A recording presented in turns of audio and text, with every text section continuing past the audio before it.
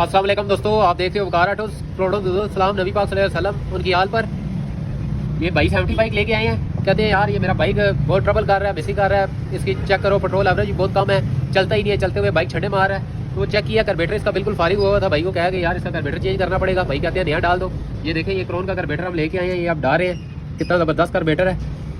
अब आपके भी अगर बाइक की पेट्रोल एवरेज ना हो, बाइक मिसिंग करे, तो ये कार्बेटर फिट करवा लिया करें।